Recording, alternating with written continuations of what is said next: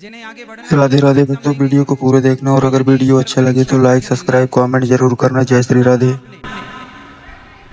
कि जब घुड़सवार घोड़े को दौड़ाता है, चाबुक मारता है, तो घोड़े को लगता है कि मेरा मालिक क्या कर रहा है, मुझे मार रहा है, पीट रहा है, क्यों?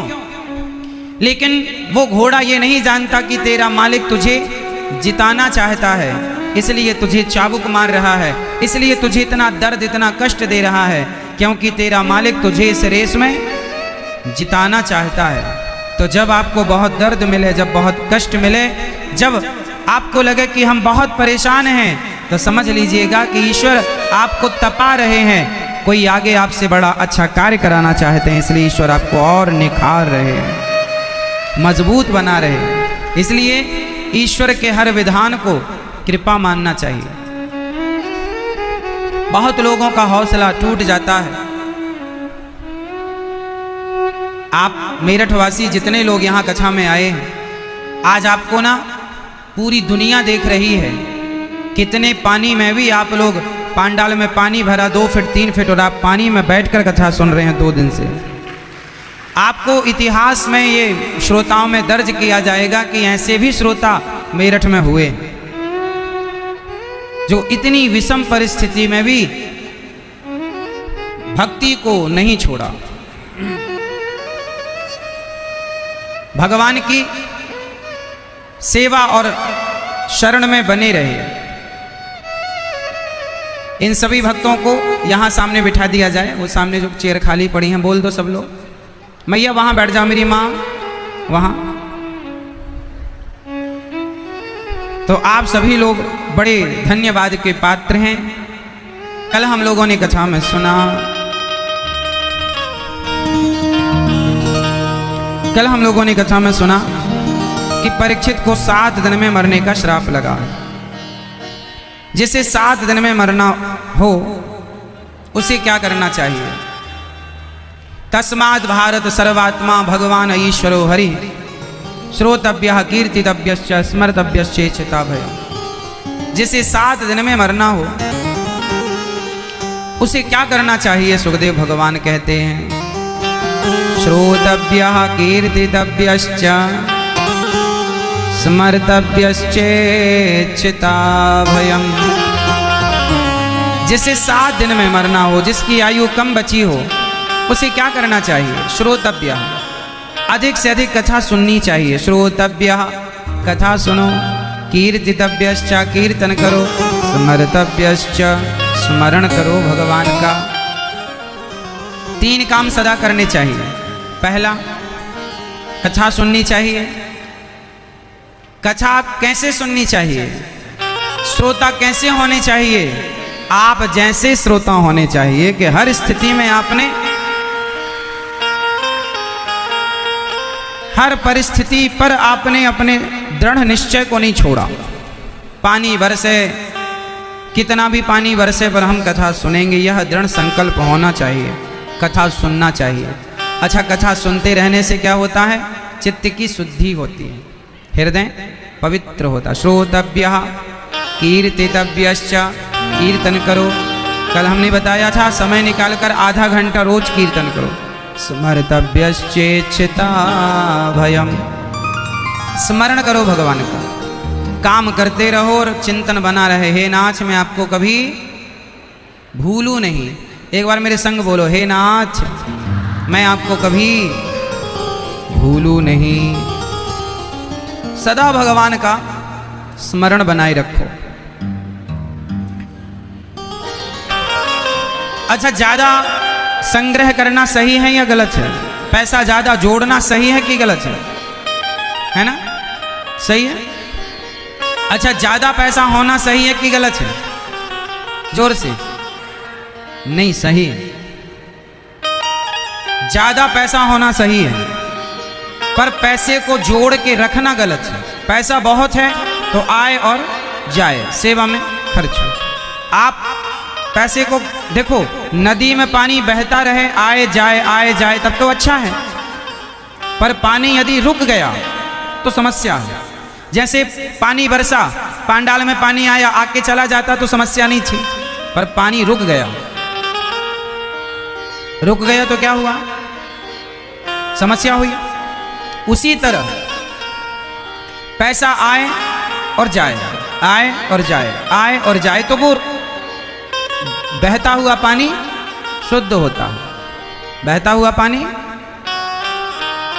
पानी यदि गंगा का भी किसी एक गड्ढे में रुक जाए तो रुका हुआ पानी अशुद्ध होता। बोलो हाँ, बहता हुआ पानी शुद्ध होता। उसी तरह धन बहुत होना बुरा नहीं है, बहुत होना चाहिए सबके पास, पर धन बहुत होना तो अच्छा है, पर धन को रोक लेना गलत। तो सुखदेव भगवान कहते हैं, सत्याम क्षितौ किम कशिपो प्रयासैर बाहौ स्वसिद्धि युपवरहणै किम सत्यंजलौ किम पुरुधान्य पात्र्य दिग्वल्कलादौ सति किम दुकूलै। जब जमीन पर सोने से काम चल जाए तो बिस्तर पलंग की खटपट में नहीं उलझना चाहिए। जब तकिया भुजाओं की बन जाए तो ज्यादा व्यर्थ में धन का संग्रह नहीं करना चाहिए। धन आए जाए, संग्रह ना करो, जोड़ो मत। अब आप कहेंगे महाराज जी जोड़ें क्यों ना, जोड़ के रखेंगे तो नोट बंद हो जाएंगे। जोड़ लो। पहले परेशान थे कि पैसा नहीं है, अब परेशान है कि बंद हो गए।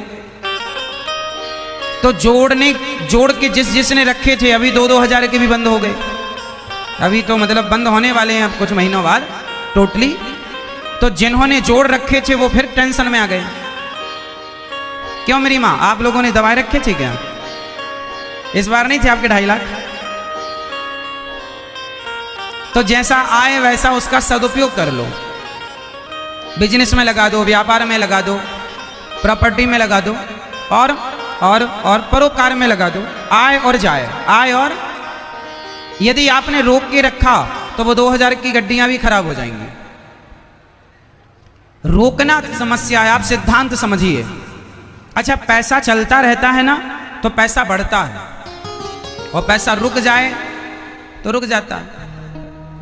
इसलिए रूटीन चलता रहे, यूं सिस्टम है, चलता रहे, घूमता रहे। आया है सो जाएगा, ये तो सिद्धांत। हम भी आए जाने के लिए, आप भी आए जाने के लिए, पैसा भी लोग कहते हैं महाराज जी पैसा रुकता नहीं। लिख लो आज, ये सवाल ही गलत है। महाराज जी पैसा बहुत कमाते हैं, रुकता नहीं, ये प्रश्न ही गलत है। जो ये प्रश्न पूछे 1 नंबर का मूर्ख है। जो व्यक्ति ये सवाल करे कि महाराज जी पैसा हम बहुत कमाते हैं, रुकता नहीं, जो ये सवाल करता है 1 नंबर का कैसा है वो?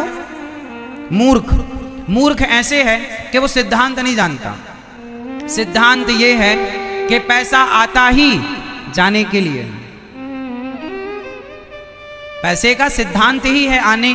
लक्ष्मी चंचला है ना, आएंगी। और अब आप कहते हैं पैसा रुकता नहीं है। अरे भाई, आज तक लक्ष्मी जी रुकी कहीं? तो तुम जो कह रहे हो वो मूर्खतापूर्ण बात कर रहे हो। रुकेंगे क्यों भाई? जिसका स्वभाव, अब आप कहो कि महाराज जी आकाश में फूल क्यों नहीं होते, आकाश का फूल दिखाओ हमें, तो भाई होते ही नहीं है। अब कोई आकाश के फूल की जिद करे कि नहीं हमें आकाश का फूल चाहिए, तो उसकी जिद मूर्खता है। उसी तरह पैसा रुकता नहीं है, ये सवाल ही मूर्खता। जो करे वो मूर्ख है 1 नंबर का। समझदार व्यक्ति ये सवाल नहीं करता, क्योंकि उसे पता है कि धन आया ही जाने के लिए है। वो ज्यादा मोह नहीं रखता, वो अपना काम करता है, आगे बढ़ता है। अब आपको रोक के करना क्या है? क्या करना है? समझदार वो लोग हैं ही नहीं जो पैसे को रोक के बैठ जाएं। समझदार वो हैं जो धन का सदुपयोग करते रहें। धन आए तो दोनों हाथ पानी बाढ़े नाव में, घर में बाढ़े दाम, दोनों हाथ उलीछियो यही सयानों काम।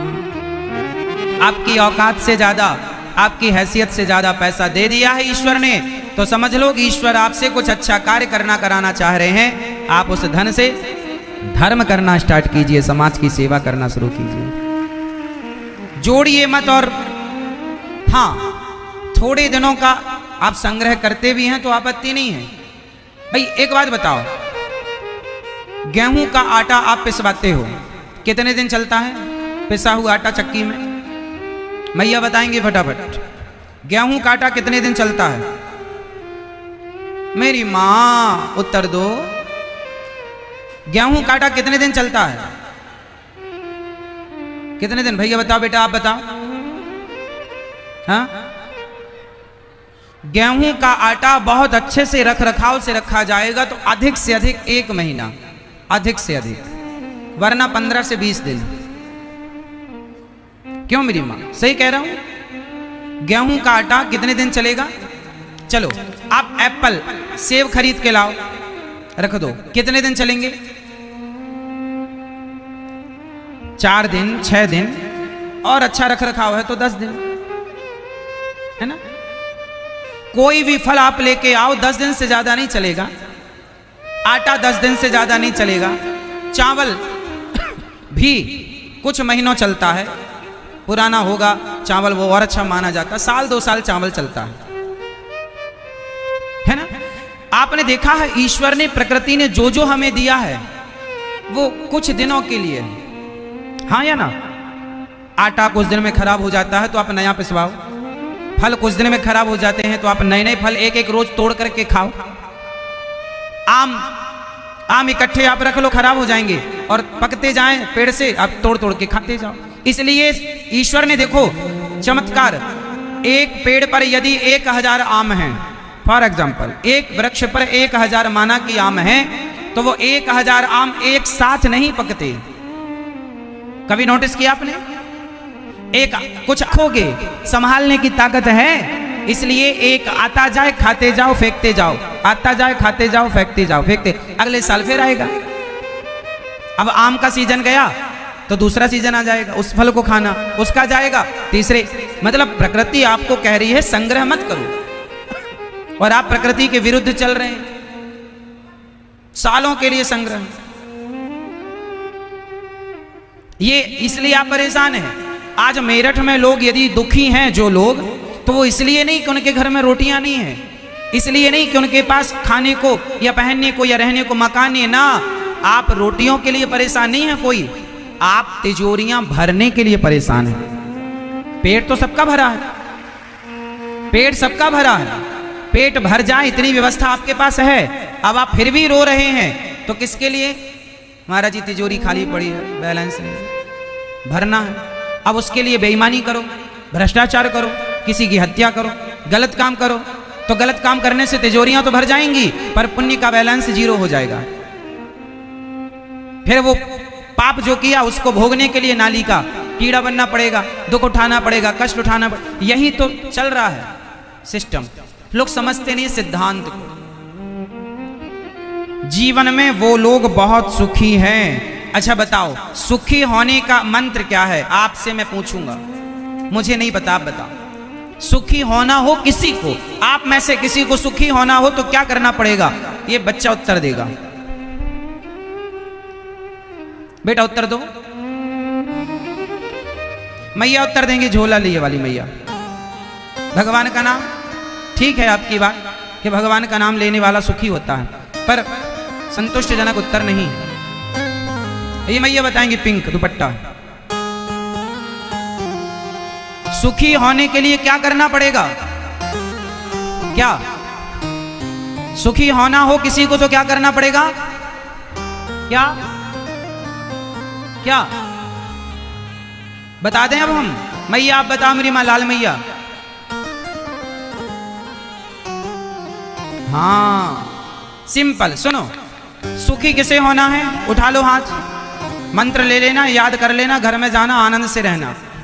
अब नीचे करो हाथ। जिसे सुखी रहना है एक मंत्र है, संतोष। क्या है? जिसके जीवन में संतोष आ गया, जिस दिन आ गया उसी दिन से वह संसार का सबसे सुखी व्यक्ति हो गया। संतोष। बिनु संतोष न काम न साईं। बिना संतोष के आप सुखी हो पाएंगे? आपके पास जब 1000 नहीं था तो 1000 की इच्छा थी, 1000 आया तो 10,000 की इच्छा हुई, 10,000 आए तो 1 लाख की इच्छा हुई, 1 लाख आए तो 10 लाख की इच्छा हुई, 10 लाख आए तो 1 करोड़ की इच्छा हुई, 1 करोड़ आए तो 10 करोड़ की, 10 करोड़ आए तो 1 अरब की इच्छा। इच्छाओं का क्या अंत है, बढ़ती जाएंगी। और इच्छाओं को पूरी करते करते आपके बाल पक गए, जिंदगी खत्म हो गई, क्या मिला?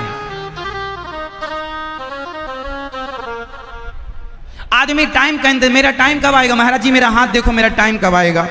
मैंने कहा आएगा आएगा। फिर दूसरे से पूछा महाराज जी मेरा टाइम कब आएगा, नहीं आएगा आएगा, चिंता ना करो आएगा।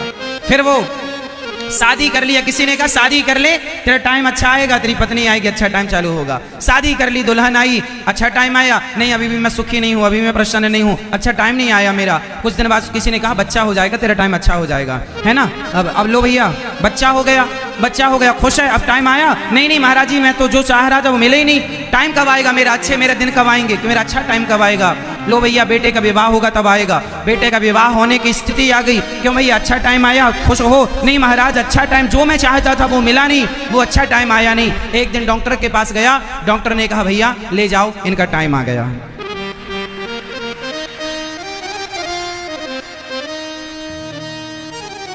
जिस टाइम की तलाश में था अब आ गया, घर ले जाओ टाइम आ गया।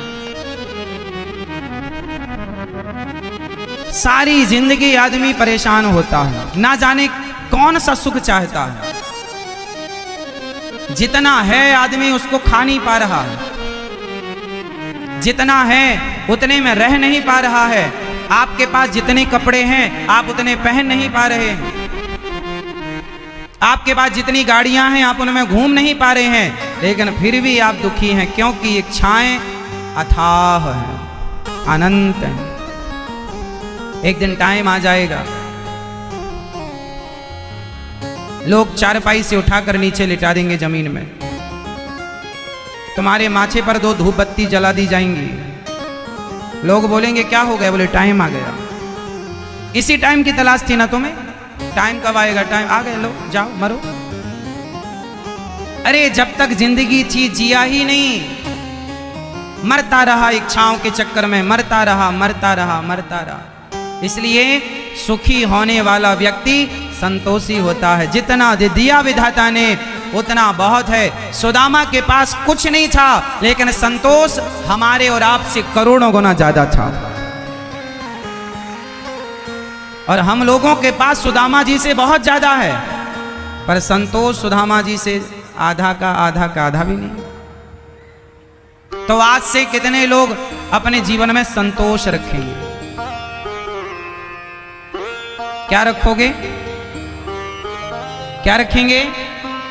जितना है हमारे पास वो हमारी हैसियत हमारी औकात से बहुत ज्यादा। संतोष संतोष।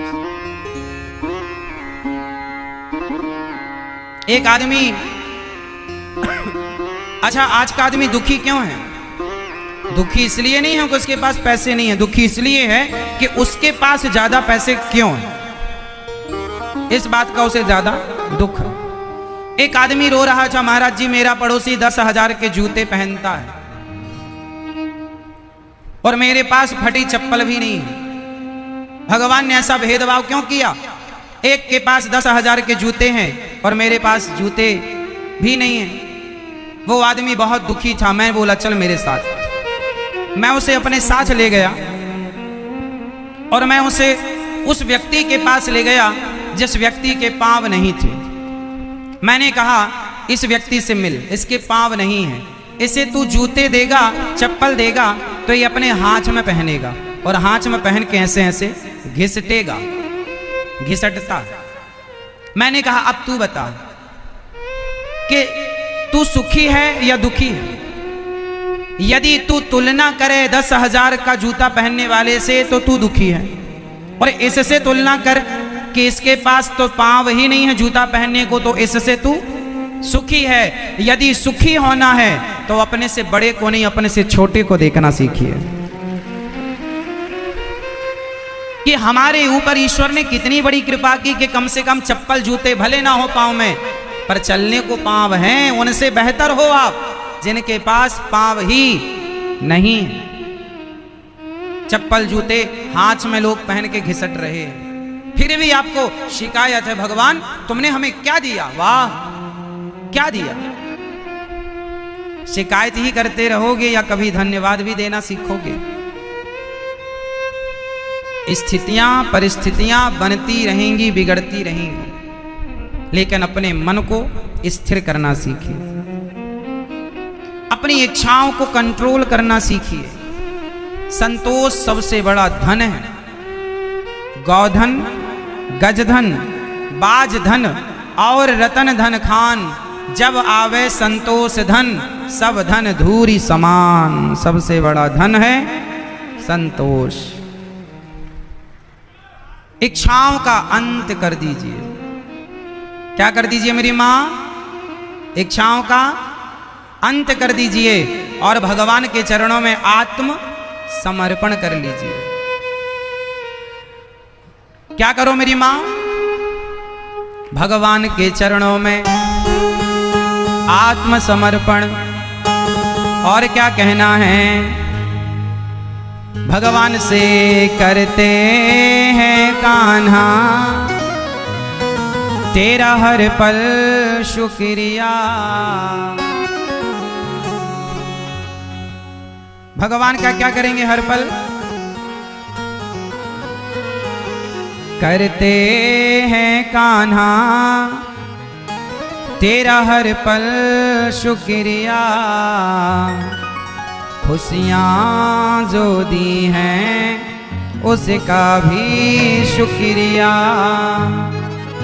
हम तेरा दिया खाएं तेरा ही गुण गाएं। हम तेरा दिया खाएं तेरा ही गुण गाएं।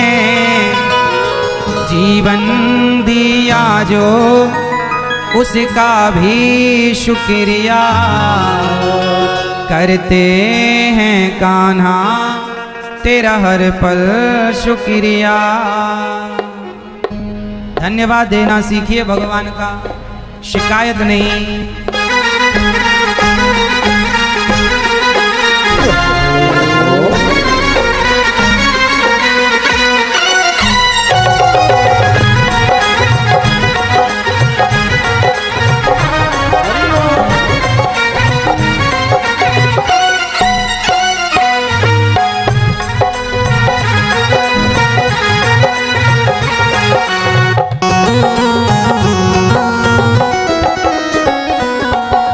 करते हैं कान्हा तेरा हर पल शुक्रिया। खुशियाँ जो दी हैं उसका भी शुक्रिया। करते हैं कान्हा तेरा हर पल शुक्रिया। खुशियाँ जो दी है उसका भी शुक्रिया। हम तेरा दिया खाएं तेरा ही गुण गाएं। हम तेरा दिया खाएं तेरा ही गुण गाएं। जीवन दिया जो उसका भी शुक्रिया। करते हैं कान्हा तेरा हर पल शुक्रिया। जीवन दिया जो उसका भी शुक्रिया। करते हैं कान्हा तेरा हर पल शुक्रिया।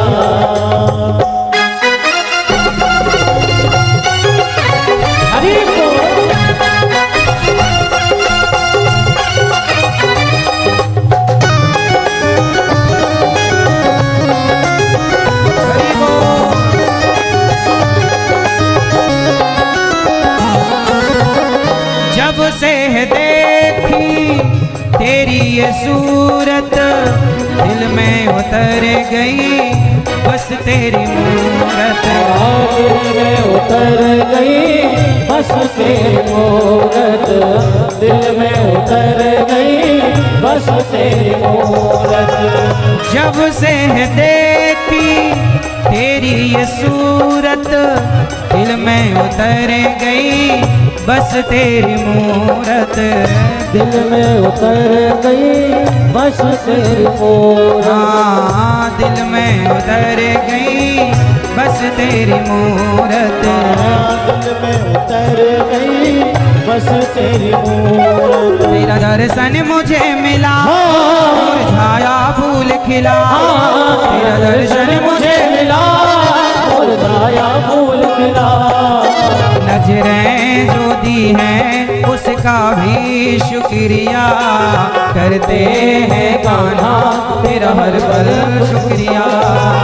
नजरें जो दी है उसका भी शुक्रिया करते हैं कान्हा तेरा हर पल शुक्रिया।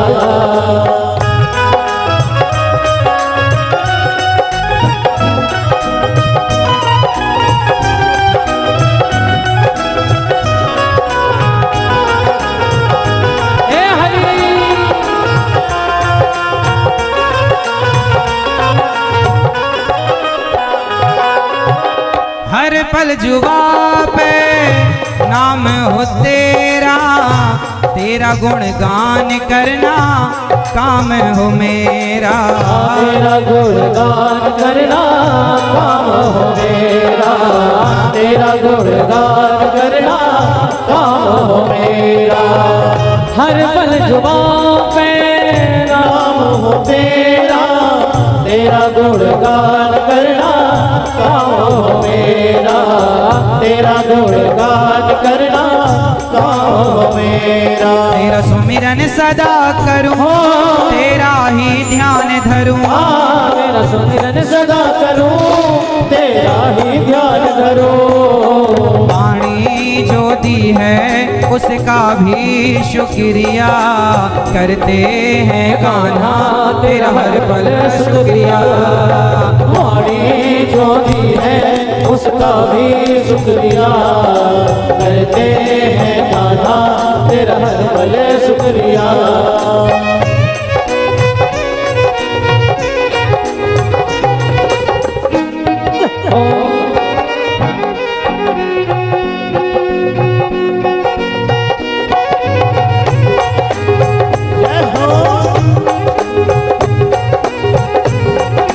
हरि बोल।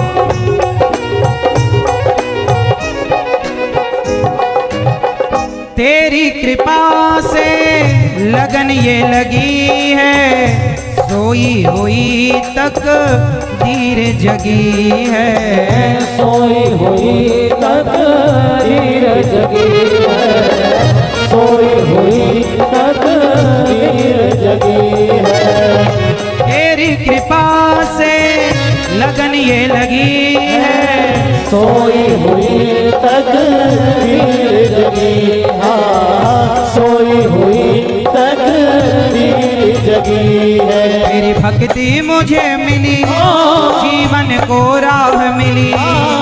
भक्ति मुझे मिली जीवन को राह मिली। भक्ति जो दी है उसका भी शुक्रिया करते हैं कान्हा तेरा हर पल शुक्रिया। भक्ति जो दी है उसका भी शुक्रिया करते हैं कान्हा तेरा हर पल शुक्रिया। करते हैं कान्हा तेरा हर पल शुक्रिया। उसका जो दी है उसका भी शुक्रिया करते हैं कान्हा तेरा हर पल शुक्रिया। उसका जो दी है उसका भी शुक्रिया करते हैं कान्हा तेरा हर पल शुक्रिया। खुशियाँ जो दी है उसका भी शुक्रिया। हम तेरा दिया खाएं तेरा ही गुण गाएं, जीवन दिया जो उसका भी शुक्रिया करते हैं कान्हा तेरा हर पल शुक्रिया।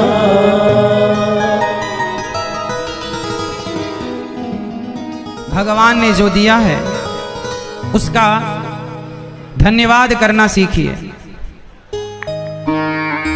धन्यवाद दीजिए और निश्चिंत होकर भगवान के आश्रित रहिए। जिसे लक्ष्मी चाहिए वो माया देवी की उपासना करे, जिसे तेज चाहिए वो अग्नि की उपासना करे, जिसे अन्न चाहिए वो अदिति की उपासना करे। हमारे यहाँ ना देवी देवता अनेक हैं। कितने देवी देवता हैं हमारे यहाँ टोटल? मैं ये बताओ मेरी माँ, हमारे यहाँ देवी देवता कितने हैं? कितने देवी देवता हैं? 33 कोटि। 33 कोटि मतलब करोड़ भी कहो या प्रकार भी कहो, पर कोटि मतलब करोड़ ही सही है। 33 करोड़ देवी देवता हैं। अच्छा, ये 33 करोड़ देवी देवता क्यों हैं? ये सब व्यवस्थापक हैं। जैसे बहुत सारे मंत्री होते हैं, जल मंत्री, खाद्य मंत्री, गृह मंत्री, वाणिज्य मंत्री, ये वो जमाना भर कितने सारे मंत्री होते हैं। ये सब क्या होते हैं? व्यवस्थापक। क्या होते हैं ये मेरी माँ? ये व्यवस्था इनको दी जाती है, आपको ये काम संभालना। उसी तरह इस पूरी पृथ्वी, पूरे लोकों की जिम्मेदारी 33 करोड़ देवी देवताओं की है। जल बरसाने की जिम्मेदारी अलग दी गई, अग्नि देवता की जिम्मेदारी अलग, वायु की अलग, वरुण देवता की अलग, है ना? बहुत सारे देवता हैं। तो आप जिस देवता से जो चाहते हैं उसकी उपासना करिए। यदि आपको एक चीज चाहिए तो एक देवता जो उसके स्पेशलिस्ट हैं। जैसे डॉक्टर तो बहुत होते हैं, लेकिन हर बीमारी का स्पेशलिस्ट होता है। ये गले का डॉक्टर है, ये मस्तिष्क का डॉक्टर है, ये हार्ट का, दिल का डॉक्टर है, ये हड्डियों का डॉक्टर है, ये त्वचा रोग विशेषज्ञ है। उसी तरह सबके अलग अलग डॉक्टर हैं। डिलीवरी कराने वाले अलग डॉक्टर होते हैं, अलग व्यवस्थाएं होती हैं। तो उसी तरह से देवताओं की व्यवस्था अलग अलग है। आपको यदि अन्न चाहिए तो अदिति माँ की उपासना कीजिए। आपको ब्रह्म तेज की इच्छा है तो बृहस्पति की उपासना कीजिए। इंद्रियों में शक्ति की, जिसे भोग विलास में ज्यादा रुचि रखनी है, वह इंद्र की उपासना करें। इंद्रियों की शक्ति बढ़ाने के लिए इंद्र। तो सबके देवी देवता अलग अलग हैं, पर इन देवताओं से ऊपर भगवान होते हैं। अच्छा, देवता तो 33 करोड़ होते हैं, देवी और देवता टोटल। अब बताओ भगवान कितने होते हैं? मैया, ओ मेरी प्यारी माँ, भगवान कितने होते हैं? कितने? अब बताओ भगवान कितने होते हैं? आप एक। देवी देवता कितने होते हैं? 33 करोड़। कुछ लोग कहते हैं कि 33 करोड़ नहीं, 33 कोटि मतलब प्रकार। ये 12 आदित्य गिना देते हैं, रुद्र गिना देते हैं, हो गया नहीं। यदि 33 प्रकार के गिने जाएं तो हम आपको यूं ही गिना देंगे बहुत सारे, जो उस प्रकार में आएंगे नहीं। इसलिए टोटल जब गिनती तो 33 करोड़। इसलिए आप लोग कंफ्यूज ना होइए, देवता 33 करोड़ ही हैं। और भगवान, भगवान कितने हैं? उनका नाम बताओ। एक जो भगवान, उनका नाम है श्रीमन नारायण, उन्हीं का नाम है राम, उन्हीं का नाम है कृष्ण, उन्हीं का नाम है नरसिंह, उन्हीं का नाम है वामन, उन्हीं का नाम है कपिल देव, उन्हीं का नाम है मत्स्य मछली, उन्हीं का नाम है हयग्रीव, उनका नाम है परशुराम, उन्हीं का है। वही अलग अलग भगवान एक होते हैं, पर भगवान के नाम और रूप अनेक होते हैं। जैसे आपके घर के अंदर वाला ड्रेसअप अलग होता है, घर के बाहर वाला ड्रेसअप अलग होता है, उसी तरह भगवान हर समय पर अलग अलग यूनिफॉर्म में रहते हैं। वो राम के यूनिफॉर्म में आए धनुष बाण लेकर तो राम कहलाए, वो बांसुरी लेकर आ गए तो कृष्ण कहलाए, फरसा लेकर आ गए तो परशुराम कहलाए, नरसिंह रूप में आ गए तो वही नरसिंह कहलाए। तो अनेक यूनिफॉर्म पहनने से, भगवान अनेक रूप होने से अनेक नाम हो गए, अनेक काम होने से अनेक नाम हो गए। भगवान का एक नाम पड़ा गोपाल, गायों की सेवा करने से गोपाल हो गए। उनका नाम पड़ा गिरिवरधारी, गिरिराज जी को उठाया तो गिरिवरधारी नाम पड़ गया। उनका नाम पड़ा दामोदर। क्या नाम भगवान का? भगवान जगत के नाथ होने से नाम पड़ा जगन्नाथ। बद्री बेरों के जंगल में विराजे हैं भगवान भक्तों के लिए, इसलिए नाम पड़ा बद्रीनाथ। भगवान एक भक्त के दर्शन करने गए, कमर में हाथ रखकर खड़े हो गए तो नाम पड़ गया उन्हीं का विट्ठलनाथ। वो भगवान द्वारिका के राजा बने तो नाम पड़ा द्वारिकानाथ। मनु जी के लिए उन्होंने एक रूप धारण किया तो नाम पड़ गया रंगनाथ। 3 से विवाह करने के कारण नाम पड़ गया तिरुपति बालाजी, व्यंकटेश। उन्हीं का नाम टेढ़े से होने के कारण, भक्तों का दुख हरने के कारण नाम पड़ गया श्री बांके बिहारी। राधा जी के संग रमण करने से नाम पड़ा राधा रमण। गोपियों के नाथ होने से नाम पड़ा गोपीनाथ। राधा जी के बल्लभ होने के कारण नाम पड़ा राधा बल्लभ। गिरिराज जी उठाने के कारण नाम पड़ा उनका श्रीनाथ। जो लक्ष्मी के नाथ, श्री मतलब लक्ष्मी, लक्ष्मी के जो पति नाथ, उनका नाम श्रीनाथ जी का आपने ऐसे दर्शन किया होगा नाथ द्वारा में। हाँ, उन्हीं का नाम पड़ा अनेक। रावण के यहां जा रहे थे, रास्ते पर समुद्र के इस तरफ पूजा की तो उन्हीं का नाम पड़ गया रामेश्वरम। ठीक है, तो भगवान कितने हो गए? भगवान का नाम पूरब में है जगन्नाथ। उत्तर में नाम क्या है भगवान का? बद्रीनाथ। पश्चिम में नाम है द्वारिकानाथ और दक्षिण में नाम है रंगनाथ। चारों तरफ नाथ हैं, देख लो आप। पूर्व के नाथ कौन? उत्तर बोलो जोर से, अच्छे से बताओ। पूर्व में नाथ कौन? जगन्नाथ जी।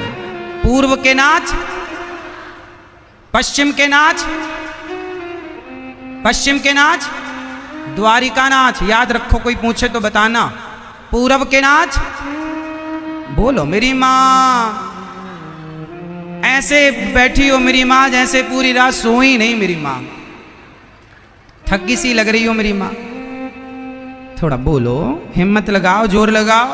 पूरब के नाथ, पश्चिम के नाथ द्वारिकानाथ, उत्तर के नाथ बद्रीनाथ और दक्षिण के नाथ रंगनाथ।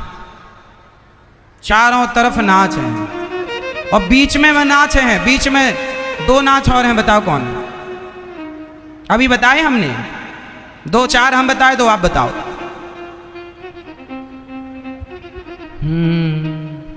धीरे धीरे बोल कोई।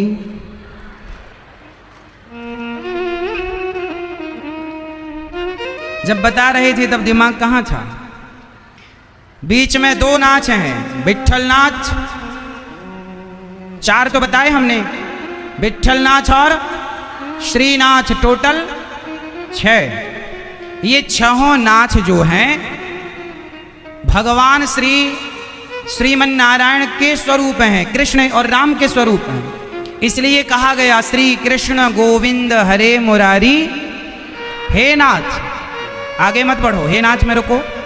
हे नाथ, जब कहो आप हे नाथ तो इन हे नाथ के कहते ही 6 नाथ का स्मरण करना चाहिए। 6 नाचों का स्मरण कर लेना चाहिए फटाफट। ये नाथ जो कहा गया हे नाथ, मैं आपको कभी तो 6 नाथों का स्मरण करना चाहिए। हे द्वारिकानाथ, हे जगन्नाथ, हे बद्रीनाथ, हे रंगनाथ, हे विट्ठलनाथ, हे श्रीनाथ जी। मैं आपको कभी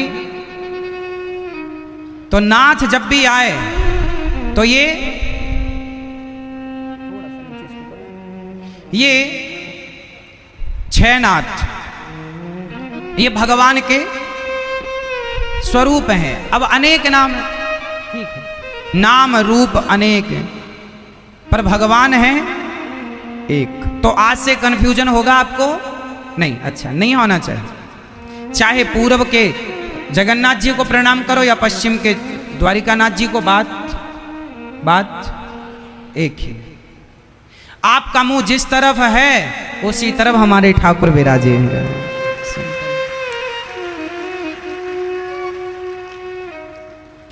अब और भी नाच हैं, ये तो भगवान श्रीमन नारायण के नाच रूप हैं।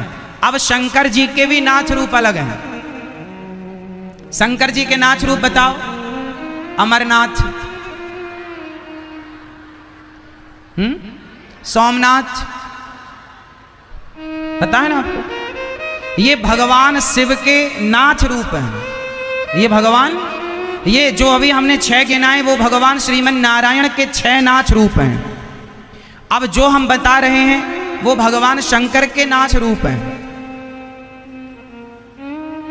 है ना? बद्रीनाथ के ऊपर केदारनाथ, पशुपतिनाथ, है ना, अमरनाथ, ऐसे ये भगवान शिव के नाच रूप हैं। तो ये शिव के नाच रूप हैं, वो भगवान नारायण के नाच रूप हैं। भगवान शंकर भी जिन नारायण का ध्यान करते हैं, जब कृष्ण का जन्म हुआ तो मैया के पास शंकर जी भी भगवान कृष्ण का दर्शन करने के लिए गए।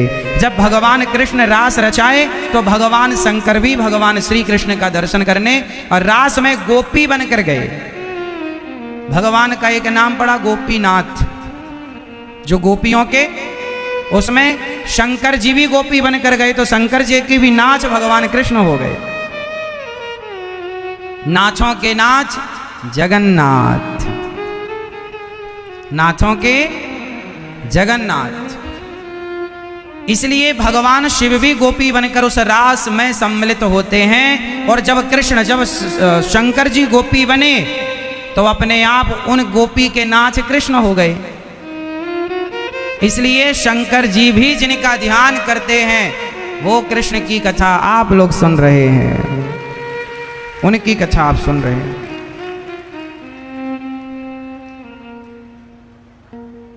प्रिय भक्तों, इसलिए हमें भगवान की शरण में जाना चाहिए। जो भगवान की शरण में जाकर भगवान के आश्रित हो जाता है, फिर उसे किसी की शरण में जाने की जरूरत नहीं पड़ती। जो भगवान का हो गया फिर उसे किसी के सामने हाथ पसारने की जरूरत नहीं।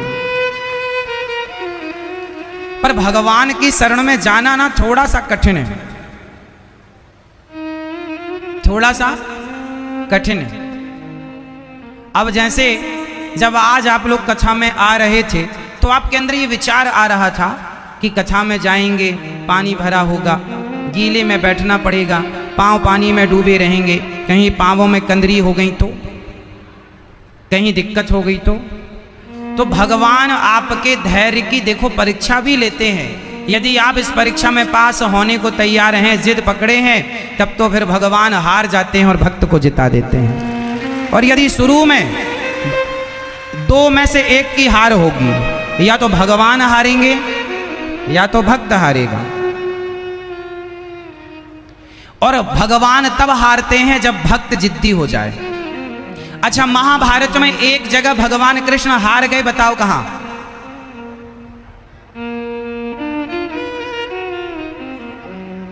भगवान श्री कृष्ण एक जगह हारे हैं महाभारत के युद्ध में। बताओ कहां और किससे हारे हैं? हाँ, ठीक कह रहे हैं आप ठीक कह रहे हैं। और ये बताओ किससे हारे भगवान? अर्जुन से। अर्जुन से थोड़ी युद्ध था भगवान का। हाँ, मैं ये बताओ मेरी मां, किससे हारे भगवान? एक जिद्दी भक्त मिल गया भगवान को महाभारत में, और यही मेरठ के भक्त थे वो, हस्तिनापुर। हस्तिनापुर के एक भक्त से भगवान हार गए, मेरठ के एक भक्त से भगवान हार गए। बताओ भक्त का नाम क्या था? हाँ, भीष्म पितामह उनका नाम था, हार गए। क्या हारे, कैसे हारे, जानकारी है आपको? नहीं, सुनो।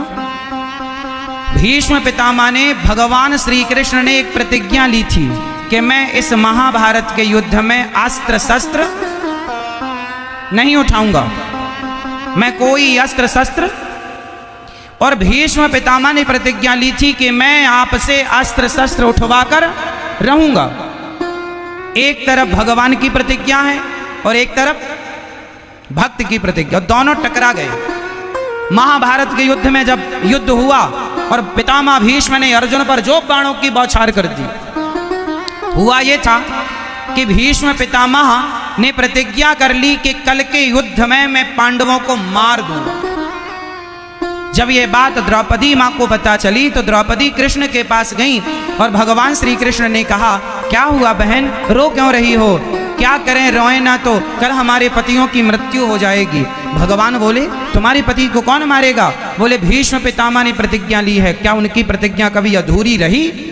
मार देंगे। कन्हैया आप कुछ करो। भगवान बोले, मैं कुछ नहीं कर सकता, मैंने तो प्रतिज्ञा ली है, मैं अस्त्र शस्त्र नहीं उठाऊंगा, मैं तो आराम कर रहा हूं, सवेरे बात करेंगे, अभी हम थके हुए। द्रौपदी बोली, कन्हैया भक्त पर संकट आया है और आप सो रहे हैं, क्या आपको नींद आ जाएगी? हे द्वारिकाधीश, पग पग पर आपने हमारी रक्षा की, क्या आज आप हमारी रक्षा नहीं करेंगे? भगवान बोले, अच्छा ठीक है, क्या करना है बताओ। हम क्या बताएं, हमें थोड़ी पता है, आप बताओ। भगवान बोले, तो चलो। आधी रात को भगवान द्रौपदी को लेकर के भीष्म पितामह के कमरे में गए। श्री कृष्ण तो बाहर खड़े रहे, द्रौपदी ने चरण पादुका बाहर उतारी तो भगवान ने चरण पादुका उठाई और लेकर खड़े हो गए। द्रौपदी लंबा घूंघट डालकर पितामह के पास गई, पितामह प्रणाम। पितामह को लगा कि कोई दुर्योधन की पत्नी आई है तो आशीर्वाद दे दिया, क्योंकि वो दुर्योधन से कह चुके थे कि मैं कल के युद्ध में पांडवों को मार दूंगा। तो उन्हें लगा दुर्योधन की पत्नी आई, पर दुर्योधन की पत्नी में इतने संस्कार कहाँ थे कि वो बड़ों को ऐसे प्रणाम करे। तो द्रौपदी आई तो द्रौपदी को उन्होंने दुर्योधन की पत्नी समझकर आशीर्वाद दे दिया, सौभाग्यवती भव, अखंड सौभाग्यवती भव, सदा सुहागन रहो, पति प्रिय भव। जब ये वरदान दिया तो द्रौपदी ने घूंघट उठाया, वाह पितामह, कल के युद्ध में आप मुझे मेरे पतियों को मारकर मेरा सुहाग उजाड़ेंगे और आज मुझे केवल एक रात के लिए ही अखंड सौभाग्यवती का वरदान दे रहे हैं क्या, या सदा के लिए? यदि सदा के लिए अखंड सौभाग्यवती का वरदान दिया है तो फिर आप मेरे पतियों को कल मारेंगे कैसे? और मार देंगे तो फिर आपकी वाणी मिथ्या हो जाएगी, अखंड सौभाग्यवती का जो आपने आशीर्वाद दे दिया। भीष्म पितामह अवाक रह गए, देवी बेटी द्रौपदी यहाँ तू अकेली नहीं आई, ये आइडिया तुम्हारा नहीं हो सकता, तुम्हारे पास इतनी अक्कल नहीं है। बाहर निकल कर देखा तो द्वारिकाधीश छिपे हुए थे, चरणों में गिर पड़े, पितामह प्रभु आप खड़े हैं, छिपे क्यों हैं? भगवान बोले, छिपके रहना पड़ेगा। और ये छाती पर चरण पादुका क्यों? बोले द्रौपदी की है। बोले आपके द्वार पर द्रौपदी की चप्पल उतरी है, चरण पादुका, कोई आते जाते देख लेगा तो आप पर संदेह करेगा कि आप दुश्मनों से मिले हुए हैं, तो आप पर कोई कलंक ना लगे, आप पर कोई आरोप ना लगे और भक्त की भी लाज रह जाए। इसके लिए मैं भक्तों की चरण पादुका छाती से क्या, उनकी रक्षा के लिए उनकी चरण पादुका माथे से लगानी पड़े तो मैं उनके लिए सब करने को तैयार हूँ। पितामह बोले, प्रभु कल मेरे जिंदगी का अंतिम युद्ध होगा। दूसरा दिन हुआ, भीष्म पितामह के सामने अर्जुन का रथ आया, बाणों की जो बरसात की भीष्म पितामह ने, साहब आज अर्जुन गिन नहीं पाए कि कितने बाण छूट गए। पहली बार इतना भयंकर युद्ध हुआ कुरुक्षेत्र की धरती पर। पितामह जो बाण छोड़े जा रहे हैं, अर्जुन को हिलने डुलने का भी समय नहीं मिला, तरकस तक हाथ ले जाने का समय नहीं मिला, बाण को धनुष पर चढ़ाने का समय नहीं मिला। भीष्म पितामह बारिश कर रहे हैं बाणों की। भगवान कृष्ण को लगा कि अर्जुन मर जाएगा,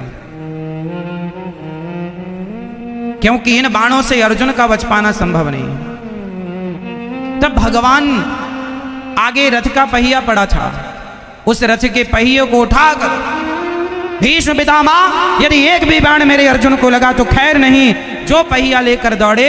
भीष्म पितामह ने बाणों को छोड़ दिया, धनुष को। वाह प्रभु, आपने मेरी प्रतिज्ञा को रखने के लिए आपने अपनी प्रतिज्ञा तोड़ दी। प्रणाम करता हूं मैं आपको। मुझ जैसे तुच्छ प्राणी की प्रतिज्ञा के लिए आपने अपनी प्रतिज्ञा तोड़ दी। भगवान अपनी प्रतिज्ञा तोड़ देते हैं, भगवान हार जाते हैं। किसके आगे? जैसे माँ बाप बच्चों के आगे हार जाते हैं, उसी तरह भगवान भक्तों के आगे हार जाते हैं। बस हराने वाला कोई भक्त तो हो जिद्दी, तो हार जाएंगे। भीष्म पितामह धनुष बाण छोड़ते हैं, भगवान को प्रणाम करते हैं। भगवान तो केवल लीला कर रहे थे, उन्होंने मारा नहीं पितामह को, पर प्रतिज्ञा तोड़ दी। मानो अपनी प्रतिज्ञा तोड़कर भगवान एक मैसेज दे रहे हैं पितामह को कि पितामह आपने भी यदि अपनी प्रतिज्ञा तोड़ दी होती और यदि द्रौपदी की रक्षा के लिए अपने हाथ बढ़ाए होते तो आज ये महाभारत ना हो रहा होता। महाभारत के युद्ध में भीष्म पितामह ने एक प्रतिज्ञा ली थी, मतलब महाभारत में नहीं, मतलब पूरे जीवन के लिए भीष्म पितामह ने एक प्रतिज्ञा ली थी। पहली प्रतिज्ञा थी भीष्म पितामह की कि मैं अखंड ब्रह्मचर्य का पालन करूंगा। दूसरी प्रतिज्ञा थी कि हस्तिनापुर की राजगद्दी पर जो बैठेगा उस राजा का मैं कवच बनकर उसकी सदा रक्षा करूंगा। ये प्रतिज्ञा थी दो। तो एक तो ठीक थी कि आप ब्रह्मचारी रहेंगे, विवाह नहीं करेंगे, चलो समझ में आई।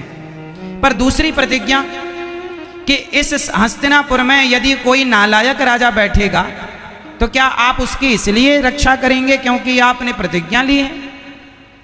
पितामह ने गलत किया। धृतराष्ट्र नहीं सुधर रहा था तो पावर पितामह के पास था। पितामह को चाहिए था कि धृतराष्ट्र को सत्ता से हटाकर और उस गद्दी के अधिकारी धर्मयुक्त युधिष्ठिर जी थे, क्योंकि हस्तिनापुर के राजा पांडु थे। पांडु की मृत्यु हो गई तो कोई ऑप्शन ना होने पर धृतराष्ट्र को सत्ता पर बिठाया गया। पर इसलिए बिठाया गया कि जब पांडु के बच्चे बड़े हो जाएंगे तो वो इस गद्दी पर बैठ जाएंगे। पर जब तक वो बड़े होते तब तक तो धृतराष्ट्र ने पूरा कब्जा कर लिया।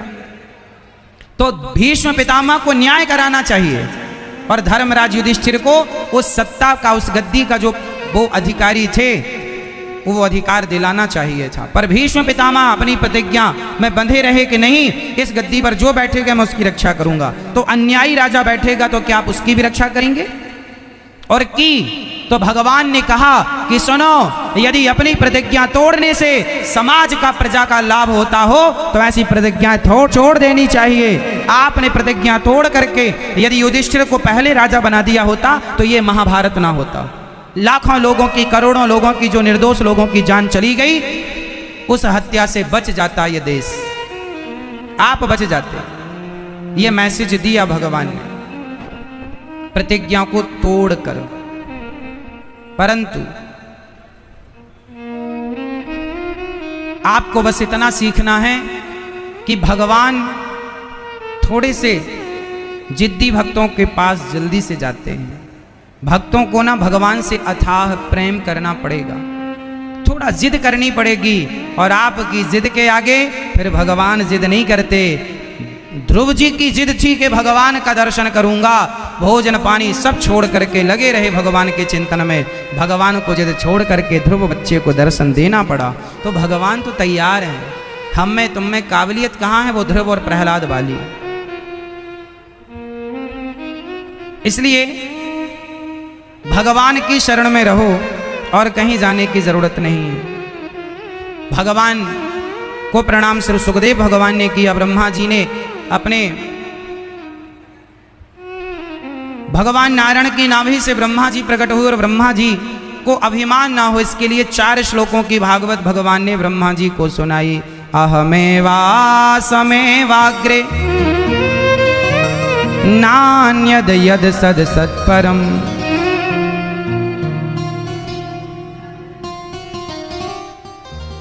भगवान पश्चादहम यदे तच्च यो वशिष्येत सोऽस्म्यहम् ऋतेर्थं यत् प्रतीयेत ना प्रतीयेत चात्मनि तद्विद्यादात्मनो मायां यथा भासो यथा तमः यथा महान्ति भूतानि भूतेषु च वचेष्वनु प्रविष्टान्यप्रविष्टानि तथा तेषु न तेष्वहम् एतावदेव जिज्ञासं तत्त्वजिज्ञासुनात्मनः अन्वयव्यतिरेकाभ्यां यत् स्यात् सर्वत्र सर्वदा। भागवत में 4 श्लोक मूल हैं। वो 4 श्लोकों से 18,000 श्लोक तैयार किए व्यास जी ने। 4 श्लोक कौन कौन से? अहमेवास्मेवाग्रे नान्यद् यद् सत्सत्परम्। इसका अर्थ हुआ कि सबसे पहले मैं था, कोई नहीं था तब भगवान थे, सब हैं तो भी भगवान हैं, जब कोई नहीं रहेगा तो भगवान शेष रहेंगे। अच्छा, भगवान, क्या भगवान कभी मरते हैं? क्या भगवान कभी जन्म लेते हैं? बोलो मेरी माँ, भगवान जन्म लेते हैं या नहीं? यदि जन्म नहीं लेते तो फिर यशोदा के यहाँ कैसे आए? दशरथ जी के यहाँ कैसे आए राम बनकर? उत्तर दो। भगवान का जन्म नहीं होता तो दशरथ जी के यहाँ राम बनकर कैसे आए? क्योंकि भगवान का जन्म नहीं होता, भगवान प्रकट होते हैं। भय प्रकट कृपाला दीन दयाल। भगवान का जन्म नहीं होता, भगवान कभी मरते हैं? जो जन्म लेगा वो मरेगा, जो जन्म नहीं लेता वो मरता नहीं है। इसलिए भगवान का नाम है अजन्मा। क्या नाम है? अजन्मा। जो जन्म ही नहीं लेता मरेगा क्या? इसलिए भगवान अखंड है। जब कुछ नहीं था तो भगवान थे, जब घड़ा नहीं था तब क्या थी? जोर से। जब घड़ा नहीं था तब क्या थी? मिट्टी, माटी। जब घड़ा है तो भी घड़े में माटी है, और जब घड़ा नहीं रहेगा तो क्या बचेगी? घड़ा के पहले भी माटी थी, घड़ा के अंत में भी माटी बची। उसी तरह जब संसार नहीं था, जब घड़ा नहीं था तो माटी थी, जब आभूषण नहीं थे तो भी सोना था। आभूषण है तो भी सोना है, और आभूषण नहीं रहेंगे तो भी सोना रहेगा। जब हम आप नहीं थे तो भी ईश्वर थे, हम आप हैं तो भी ईश्वर हैं, और जब ये संसार नहीं रहेगा तो भी एकमात्र ईश्वर शेष रह जाएगा। वो सदा है, वो ईश्वर हैं, वो परमात्मा है, भगवान है, जो ये सृष्टि को चलाते हैं, पालन करते हैं और संहार करते हैं। भगवान कितने काम करते हैं? मैया, भगवान कितने काम करते हैं? कितने? मैया बताएंगी भगवान कितने काम करते हैं। बैठे बैठे मेरी माँ, भगवान कितने काम करते हैं आप बताओ? 3। भगवान 3 काम करते हैं। पहला, सृष्टि उत्पन्न करना ब्रह्मा बनकर, पालन करना विष्णु बनकर, संहार करना शिव बनकर। तो हो गए ब्रह्मा, विष्णु और महेश। ये तीनों एक ही हैं, इन्हें अलग अलग नहीं मानना चाहिए। इन तीनों को जोड़ने से क्या बनता है? इन तीनों को जोड़ के क्या बना? ब्रह्मा विष्णु महेश। ब्रह्मा प्लस विष्णु प्लस महेश बराबर God, GOD, God. G for generator, O for operator, D for destroyer. तो जनरेटर मतलब कौन हुआ? जनरेटर मीन्स, जनरेटर मतलब कौन जनरेट करता है? Brahma. Generator for Brahma, operator for Vishnu, destroyer for Shiva. Brahma Vishnu Mahesh तीनों को एक एक जोड़ लो तो ब्रह्मा प्लस विष्णु प्लस महेश बराबर गॉड, GOD। इसे कहते हैं गॉड। वो है परमात्मा, ईश्वर, भगवान। कुछ भी कहो, निराकार कहो, साकार कहो, तेरे नाम अनेक, तेरे रूप अनेक, तू एक ही। भगवान का स्वभाव बड़ा अच्छा है। अच्छा बताओ, भगवान किस चीज के भूखे हैं? किसके? ये भाव क्या होता है? टमाटर क्या भाव दिया? वही वाला भाव तो नहीं है? भगवान भाव के भूखे हैं, मैं सहमत हूं। भाव का भूखा हूं मैं, भाव ही एक सार है। भाव से भजले मुझे तो भव से बेड़ा। ये भाव क्या होता है जरा आप मुझे समझाओ, कुछ समझ में नहीं आता हमें। भाव क्या है? भाव, यदि भाव अलग है, प्रेम अलग है, ठीक है, आगे चल के एक हो जाएगा, पर अभी हम दोनों की अलग अलग व्याख्या करें, आगे चल के एक हो जाएगा। यमुना और गंगा आगे चल के एक हो जाएंगी, पर अभी अलग अलग है। भाव अलग है, प्रेम अलग है, पर दोनों एक तत्व में आगे हो जाएगा, पर अभी हम समझें। लोग कहते ना भाव होना चाहिए, ये भाव क्या है? भाव की जरा व्याख्या करके बताओ आप। भाव कैसे कहते हैं आपके हिसाब से? भाव किसे कहते हैं? नहीं, हम बताएं। जिसके अंदर भाव होता है। जब स्त्री, एक मेरठ में एक स्त्री है, एक माँ है, वो भोजन बनाती हैं, तो भोजन बनाती तो हैं, पर इस भाव से बनाती हैं कि ये भोजन मेरे गोविंद के लिए बना रही हूं। वो गोविंद के लिए बनाना, कोई भी कार्य भगवान के लिए करना, उसे भाव कहते हैं। जब भाव होगा तो आप भगवान के लिए करेंगे, नहीं होगा तो आप अपने पति के लिए पराठे बना रही हो, आप अपने बेटे के लिए खीर बना रही हो, क्या मतलब उस खीर और पराठे से? लेकिन मैं भगवान के लिए बना रही हूं, मैं भगवान के लिए पुष्प तोड़ रही हूं, मैं भगवान के लिए जल्दी नहा रही हूं, मैं भगवान के लिए श्रृंगार कर रही हूं, मैं झाड़ू भगवान के मंदिर में लगा रही हूं। मतलब हर कार्य भगवान से तब जुड़ता है जब व्यक्ति के अंदर भाव होता है। ये भाव है, भावग्राही जनार्दना। भगवान क्या ग्रहण करते हैं? बोलो मेरी मां। भाव। कैसे? भगवान भाव कैसे ग्रहण करते हैं? अब हमने तो बता दिया भाव किसे कहते हैं, समझ में आ गया मेरी मां? भाव किसे कहते हैं? भगवान के लिए हर कार्य करना, इसे भाव कहते हैं।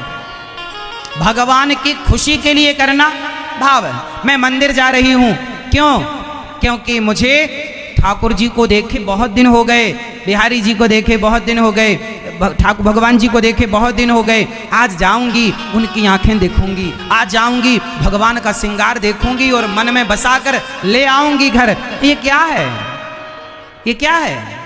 यही तो भाव है। अब भावग्राही जनार्दना, भगवान भाव ग्रहण करते हैं कैसे? अभी आपको समझाना पड़ेगा हमें, हम बहुत बड़े मूर्ख आदमी हैं। सब आप ही समझाओगे तो हम समझेंगे, वरना हम कुछ नहीं जानते। चलो बताओ, भगवान भाव ग्रहण करते हैं कैसे? अब कोई आपसे सवाल कर दे कि भगवान भाव ग्रहण करते हैं कैसे करते होंगे, उत्तर क्या होगा? उत्तर तो मेरी मां पीली मैया उत्तर देंगी। हाँ, आपसे पूछ रहे हैं। क्या उत्तर होगा इसका? भगवान भाव कैसे ग्रहण करते हैं? चलो हम बताते हैं। आप लोग ना बड़े कंफ्यूज हो जाते हैं जल्दी, बड़े सरल सरल हम प्रश्न